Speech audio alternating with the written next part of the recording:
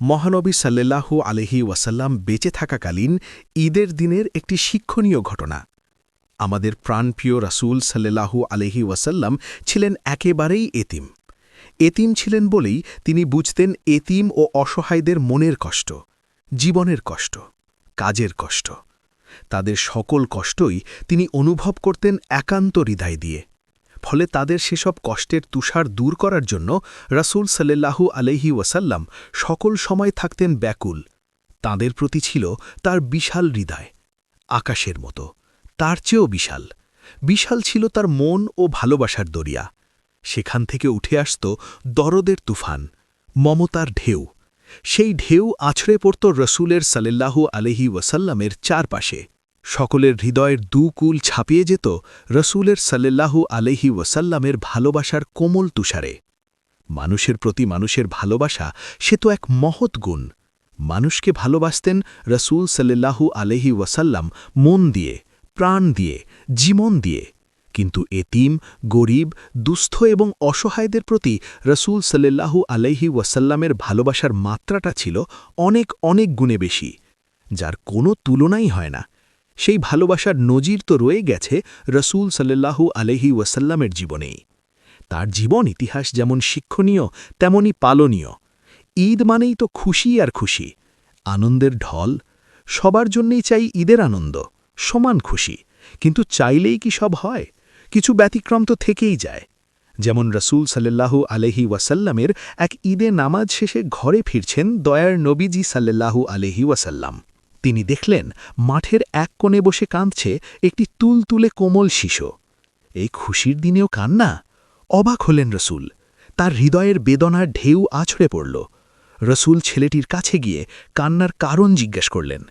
শিশুটি বলল, আমার আব্বা আম্মা নেই, কেউ আমাকে আদর করে না, কেউ আমাকে ভালোবাসে না, আমি কোথায় যাব? এতিম নবী রাহমাতুল্লিল আলামিন।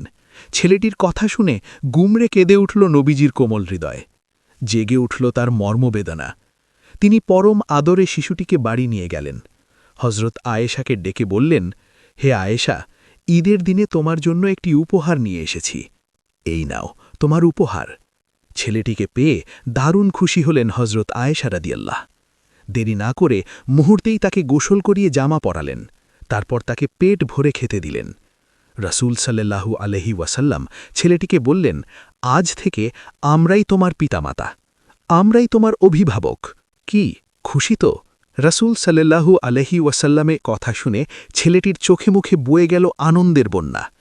এই ছিল এতিমের প্রতি রাসূল সাল্লাল্লাহু আলাইহি ওয়াসাল্লামের এক বিরল দৃষ্টান্ত। রাসূল সাল্লাল্লাহু আলাইহি ওয়াসাল্লাম শুধু এতিমদের প্রতি যে এমন সদয় ছিলেন, সহমর্মী ছিলেন তাই নয়, তিনি তার অধীনস্থদের প্রতিও ছিলেন সদা সজাগ ও দরদী।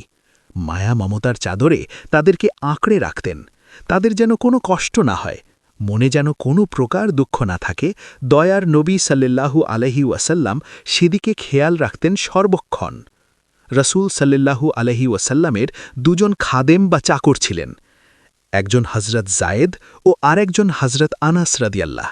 তাদের সাথে রাসূল সাল্লাল্লাহু আলাইহি ওয়াসাল্লাম কখনোই মনিব সুলভ আচরণ করতেন না, কড়া ভাষায় কথা বলতেন না, খারাপ ব্যবহার করতেন না, মেজাজ দেখাতেন না, আদেশ কিংবা নির্দেশে কঠোরতাও দেখাতেন না, বরং আপন পরিবারের সদস্যদের মতোই তাদের সাথে ব্যবহার করতেন।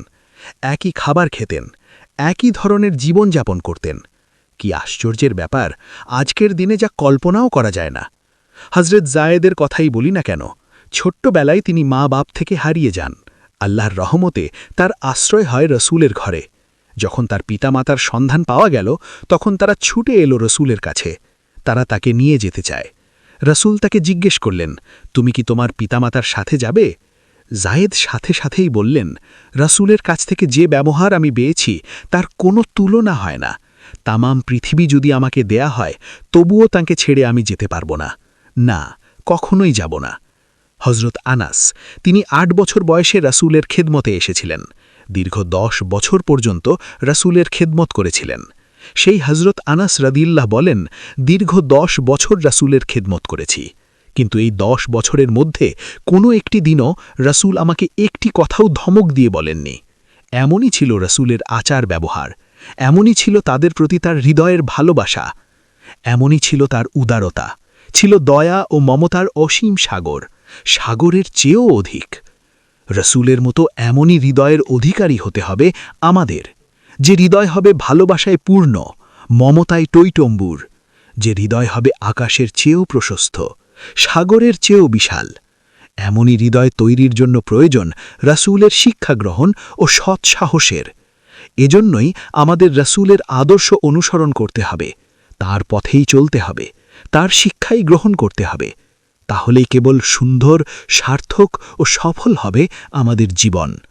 আসুন আমরা রসুলকে ভালোবাসি, তার শিক্ষা গ্রহণ করি, তার আদর্শ অনুসরণ করি, তাঁরই দেখানো আলো ঝলমলে পথে সর্বদা চলি।